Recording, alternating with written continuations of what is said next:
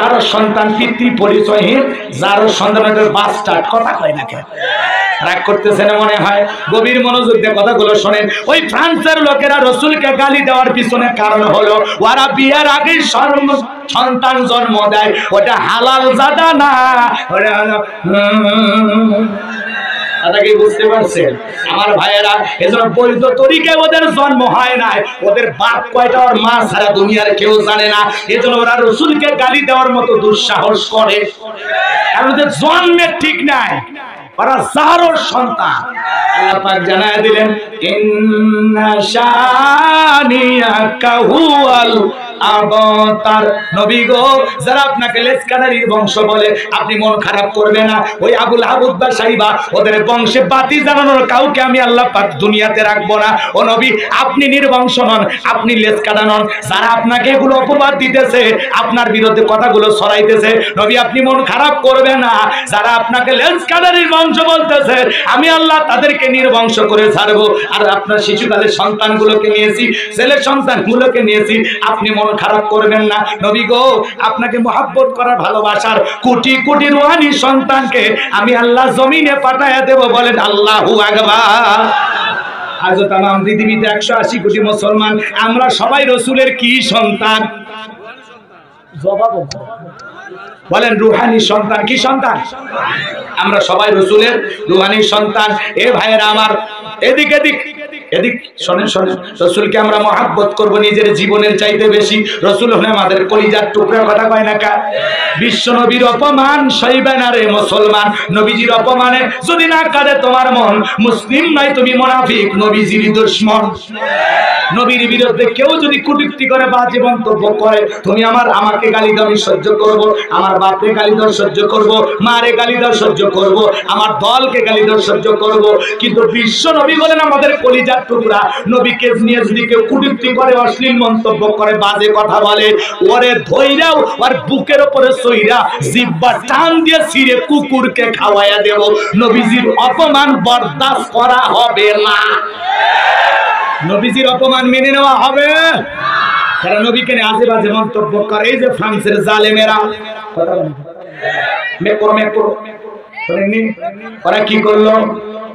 2 বছর আগে কি করলো? কার্টুন প্রদর্শন করলো, দেয়ালে দেয়ালে বড় বড় কার্টুন, নাকটা ব্যাকা করে কার্টুন বানায়, মুখে একটা দাড়ি লাগায়, কয় ইনি মোহাম্মদ। নাউজুবিল্লাহ কর।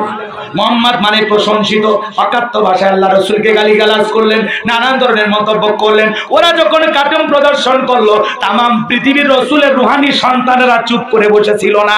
সবাই যখন রাজপথে আন্দোলন করলো, এ ফ্রান্সের জালেমেরা, রসুলের নামে কার্টুন প্রদর্শন বন্ধ যদি না করো, পৃথিবীর মানচিত্র থেকে ফ্রান্সকে আমরা মুছে ফেলবো। তখন ওরা বাধ্য হয়ে মুসলমানের প্রতিবাদ আর বজ্রকণ্ঠের আওয়াজ শুনে ওরা বাধ্য হয়েছে কার্টুন নামাইতে। এবার জরিপ করা হলো, এরা কেন রসুলকে গালি দেয়, এরা কেন বাড়াবাড়ি করে?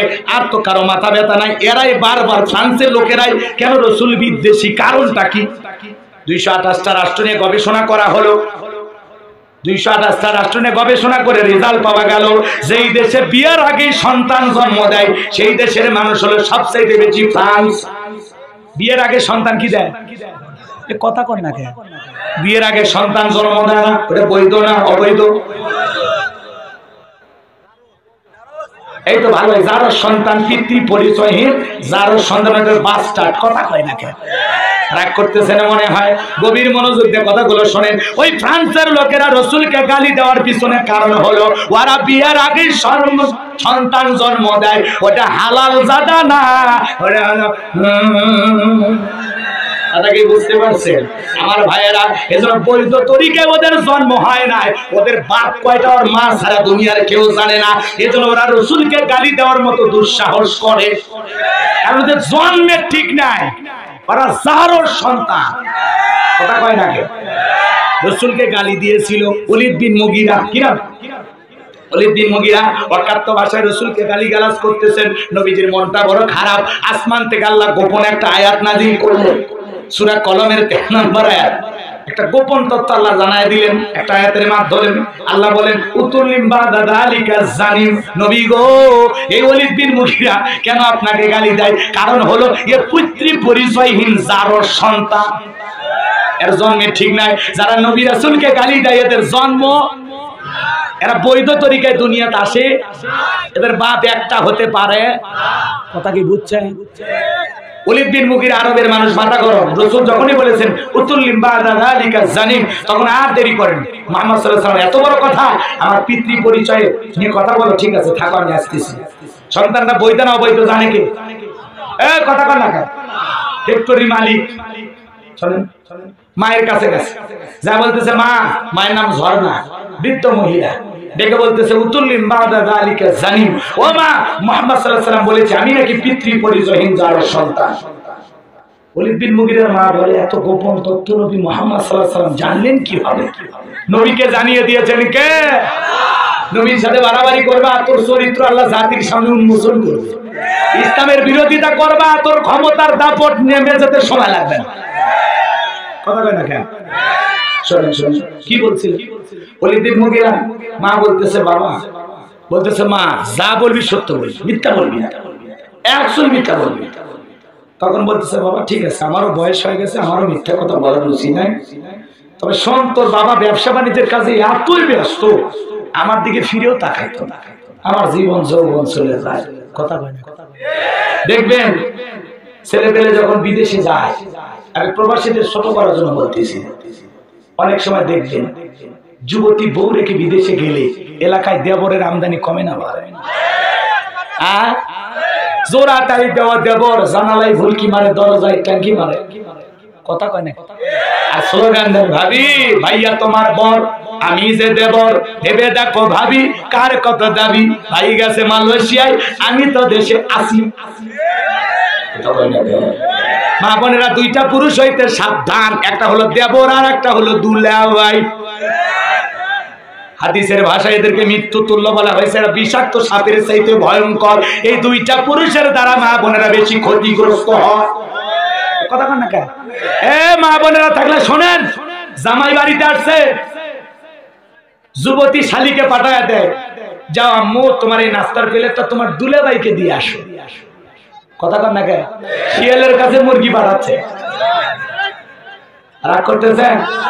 এখন প্লেট নিয়ে গেছে, দুলাভাই বলতেছে পাগলি রে, আমি কি ফল ফুল নাস্তা খাওয়ার জন্য আসি? আমি তো আসি তোকে একবার দেখার জন্য। কথা কয় না?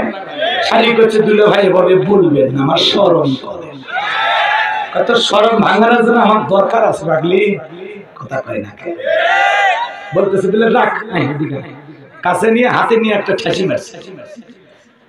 শালী কয় আরামই তো পাওয়া যায়। বলতেছে বিকেলে আমার সাথে ঘুরতে যাবি? যাবো চলেন। কথা কয় না? এবার শালীকে হুন্ডার পিছনে নিয়ে যাচ্ছে, শালী আবার খুব ভদ্র, তো লজ্জা শরম এখনো ভাঙেনি। কি করছে জানেন? দুলাভাইকে রেখে মাঝখানে ভ্যানিটি ব্যাগ দিচ্ছে, ভ্যানিটি ব্যাগ ওতে দিয়ে মাঝখানে একটু ফাঁকা রাখছে, গ্যাপ রাখছে। বড় আপার সম্মিত স্বামী সম্মান দিয়েছে। কথা বুঝছেন? দুলাভাইয়ের বিছানা, যে রাস্তার কন্ডিশন, কথা কয় না? রাস্তার যে অবস্থা, একটা ভাঙ্গা রাস্তা, যা খালি কোনো মতে ব্রেক ধরছে, এক ব্রেকে শাড়ি ফাঁকা জায়গা পূরণ করছে। কথা কয় না? এরকম আছে না নাই? আছে না নাই? এজন্য মা বোনদেরকে বল, মা আপনি শাশুড়ি, আপনি মায়ের মতো, আপনি জামাইকে আদর আপ্যায়ন করবেন, অথবা আপনার স্বামীকে পাঠায় দেবেন। কেন যুবতী শালীকে দুলাভাইয়ের সামনে পাঠাইলেন? জায়েজ নাই, হারাম।